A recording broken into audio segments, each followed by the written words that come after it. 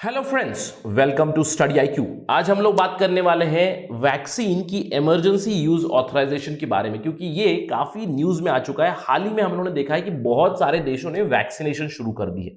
जैसे कि रशिया में स्पुतनिक वैक्सीन का शुरू हो चुका है प्रोग्राम, यूके ने भी अपना वैक्सीनेशन प्रोग्राम शुरू किया है, यूएस ने भी शुरू किया है। और इन सब में एक कॉमनैलिटी है कि उन्होंने एक इमरजेंसी यूज की ऑथराइजेशन दी है। हम लोग इस वीडियो में देखेंगे कि ऐसा क्यों हुआ है और भारत में क्या डेवलपमेंट हुई है इस चीज के ऊपर वैक्सीन को लेकर। So let us begin our discussion. लेकिन उससे पहले मैं हूं आपका दोस्त राहुल सायगांवकर। अगर आप मुझे फॉलो करना चाहते हैं, you can follow me on these IDs. साथ ही साथ स्टडी IQ आपके लाया है कॉम्प्रिहेंसिव प्रीलिम्स का mains programme for UPSC 2021। For more information, download the app from Google Play Store and don't forget to hit the bell icon and subscribe to our channel Study IQ। देखिए, हम लोग जानते हैं कि भारत में vaccine development के ऊपर मुहिम चल रही है। दो मेन कंपनी से सीरम इंस्टीट्यूट ऑफ इंडिया और भारत बायोटेक जो फ्रंट रनर्स है इंडिया में वैक्सीन प्रोवाइड करने में। काफी एडवांस ट्रायल चल रहे हैं, ट्रायल फेज 2 फेज 3 में पहुंच चुका है, तो ये काफी फ्रंट रनर्स है।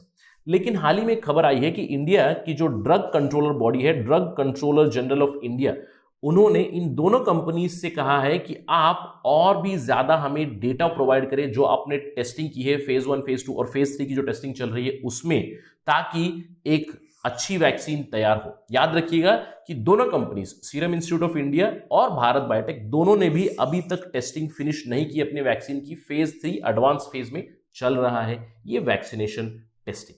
तो सबसे पहले देखते हैं कि वैक्सीन कैसे बनती है। इन शॉर्ट मैं आपको बताता हूं कि जब भी एक प्रोस्पेक्टिव ड्रग डेवलप करना होता है तो उस ड्रग को डेवलप करते हैं, इनिशियली जो भी केमिकल्स है एटसेट्रा एटसेट्रा मिलाकर ड्रग बनाते हैं, और उसके बाद सबसे पहले क्लिनिकल ट्रायल शुरू होती है एनिमल्स के ऊपर। और जैसे ही पता चला कि एनिमल्स के ऊपर एक क्लिनिकल ट्रायल सेफ है, उसके बाद ह्यूमंस को एडमिनिस्टर करना शुरू किया जाता है। इस सेकेंड राउंड के बाद जो क्लिनिकल ट्रायल शुरू हो जाएगी वो ह्यूमंस के ऊपर, जहां पे लार्ज ग्रुप ऑफ पीपल को लिया जाएगा, डाइवर्स पीपल को लिया जाएगा, हेल्दी पीपल, पेशेंट्स जो है डिफरेंट एथनिसिटी से, डिफरेंट बैकग्राउंड से पेशेंट्स को लेकर टेस्टिंग किया जाता है। 3 फेज होता है, ट्रायल 1, ट्रायल 2, ट्रायल 3।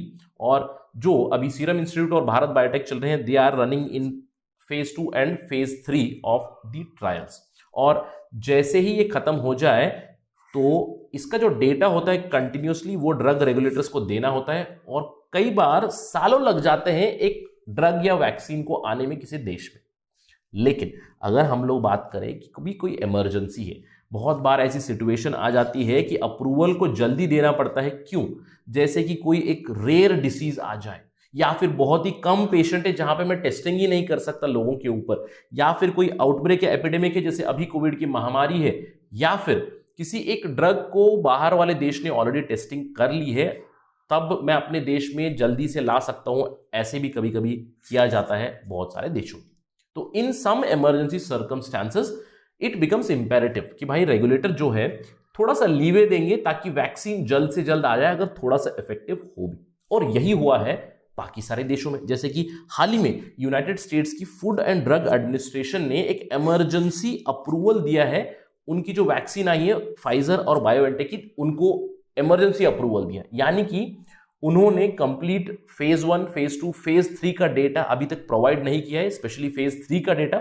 लेकिन उससे पहले ही फेज 1, फेज 2 के पॉजिटिव रिजल्ट्स के ऊपर उनको एक इमरजेंसी अप्रूवल दी गई, यानी कि अगर वैक्सीन 60 से 70% भी अगर काम कर रही है और थोड़े से एडवर्स रिएक्शन भी है तो उसको जल्दी से लाया जाता है। तो यही किया है यूनाइटेड स्टेट्स ने। चलिए बात करते हैं इंडिया की। तो इंडिया में क्या होता है एग्जैक्टली? इंडिया में किसी भी ड्रग या किसी भी वैक्सीन को अगर अप्रूव करना है तो उसके लिए हमारे पास है central drug standards control organisation, ministry of health and family welfare में आता है ये। और जो मेन बॉडी है इसके अंडर आती है DGCI, drug controller general of India. This is responsible for giving the approval for any drug और वैक्सीन। और जो भी ड्रग और वैक्सीन या मेडिसिन आएगी उसको कंप्लीट जो डेटा रहता है ट्रायल्स का, उसको स्टडी करने के बाद एक कमेटी बिठाई जाती है। वो कमेटी फाइनल अप्रूवल देने को बोले तब जाके एक अप्रूवल मिलती है। और अगर हम लोग बात करें अभी जो कोविड की वैक्सीन के बारे, तो इंडिया में स्पेसिफिकली ना ही किसी एक्ट में या फिर जो हमारी सेंट्रल ड्रग कंट्रोलर ऑर्गेनाइजेशन है DGCI है, उनके रूल्स में भी ऐसा नहीं है कि इमरजेंसी यूज ऑथराइजेशन की बातें की गई है। जो EUA है वो इंडिया में नहीं है काउंटर पार्ट। लेकिन हाल ही में 2019 में कुछ रूल्स लाए गए थे, new drugs and clinical trial rules 2019, जहां पे एक मेंशन जरूर है सिमिलर चीज का, एक्सेलरेटेड अप्रूवल प्रोसेस का। और इसी एक्सेलरेटेड अप्रूवल प्रोसेस के तहत अभी हाल ही में फार्मास्यूटिकल कंपनीज को, बहुत सारी फर्म्स को, उनको ये परमिशन दे दी थी कि आप जो कोविड के लिए ड्रग्स आई थी, हाइड्रोक्सीक्लोरोक्विन, रेमडेसिविर, फेविपिराविर, ये सब जो मेडिसिन थी, ड्रग्स थी, उनको सप्लाई करने के लिए परमिशन दी गई थी इन रूल्स के तहत। ऑल्दो कोई भी ड्रग के ऊपर टेस्टिंग नहीं हुए कि हाइड्रोक्सीक्लोरोक्विन इज इफेक्टिव अगेंस्ट कोविड-19, इसके ऊपर सवाल जरूर उठे हैं। रेमडेसिविर के ऊपर भी सवाल उठे हैं, फेविपिराविर के ऊपर भी सवाल उठे हैं इनकी एफिकेसी के ऊपर, कि ये कोविड के खिलाफ लड़ाई कर सकते हैं या नहीं करके। इसके बावजूद अप्रूवल दिया गया। तो इस डेटा के बिना पर हमारे जो इंस्टीट्यूट है, जैसे कि सीरम इंस्टीट्यूट काम कर रहा है वैक्सीन में, भारत बायोटेक काम कर रहा है, और इंडिया से जाइडस कैडिला भी कर रहा है, वो एक्सेलरेटेड अप्रूवल की तरफ देख रहे हैं, क्योंकि ऑलरेडी हायर फेज में चले गए। फेज 1 डेटा शेयर कर चुके हैं, फेज 2 डेटा शेयर कर चुके हैं, फेज 2 फेज 3 चल रहा है अभी भी। लेकिन हाल ही में जो इंडिया की रेगुलेटरी बॉडी है, DGCI, drug controller general of India, उन्होंने एक कमेटी सेटअप की थी, सब्जेक्ट एक्सपर्ट कमेटी, जिन्होंने टेक्निकल डेटा जो ट्रायल से आया है, स्पेशली सीरम इंस्टीट्यूट का और भारत बायोटेक का, उसको स्टडी किया। और उसके बाद उन्होंने कहा कि हमें अपडेटेड सेफ्टी डेटा दीजिएगा आपकी सेकेंड फेज और थर्ड फेज का। सीरम इंस्टीट्यूट की बात करें तो 1600 वॉलंटियर्स है सीरम इंस्टीट्यूट के। और क्यों ये कहा गया है? क्योंकि देखिए, सीरम इंस्टीट्यूट की जो वैक्सीन है कोविशील्ड, वो बेस्ड है ऑक्सफोर्ड और एस्ट्राजेनेका की जो वैक्सीन है CHAdOx1 वैक्सीन, जिसको यूके ने अप्रूव किया है, उस चीज के ऊपर ही बेस्ड है। और अगर हम लोग यूके की बात करें तो वहां पे कुछ सवाल जरूर उठे हैं because of adverse reaction etcetera. तो इसकी वजह से इंडिया की जो ड्रग कंट्रोल बॉडी है, उन्होंने बोला है कि और डेटा प्रोवाइड करें।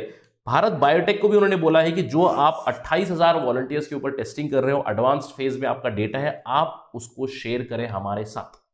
ये क्यों किया है मैंने आपको बताया कि क्या कोई ड्रग, कोई वैक्सीन एक्सेलरेटेड अप्रूवल उसको दी जाए simply because there is a pandemic.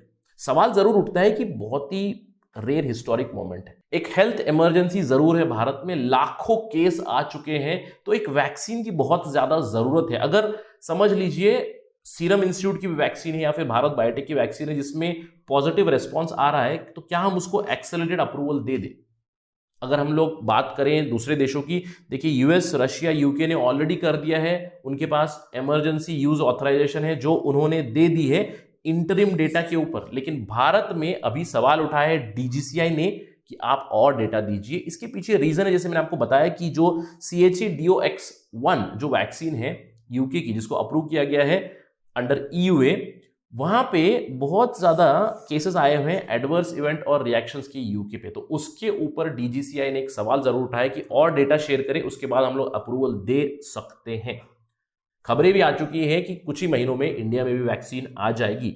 लेकिन सवाल ये जरूर रहता है कि इतना जल्दी अप्रूवल देंगे तो इससे एक एडवर्स इंपैक्ट भी हो सकता है। फुल प्रूफ टेस्टिंग के बाद आए तो it is much better for everybody. और ये सब क्यों जरूरी है? क्योंकि अल्टीमेटली वैक्सीन किसे मिलने वाला है? वैक्सीन हमें मिलने वाला है, right? We the citizens have a right कि हमें एक पूरा अधिकार है कि हम जाने कि अगर कोई वैक्सीन आ रही है, सीरम इंस्टीट्यूट की भी हो या फिर भारत बायोटेक की भी हो, हमें ये जानकारी जरूर होनी चाहिए हमारे पास कि उसके पोटेंशियल बेनिफिट क्या है, कितने प्रतिशत तक वो कोविड-19 को खत्म कर सकता है, या फिर क्या उसके साथ रिस्क है, कोई रिएक्शन हो रहा है क्या, कोई एडवर्स इंपैक्ट है क्या उस वैक्सीन का। ये सब जानना हमारे लिए बहुत ज्यादा महत्वपूर्ण है and that is why DGCI is doing its role. और ये आने वाला समय बताएगा कि उनको एक्सेलरेटेड अप्रूवल मिलेगी या नहीं। अगर इस चीज पे कोई डेवलपमेंट आएगी तो we will bring to you as soon as possible on study IQ।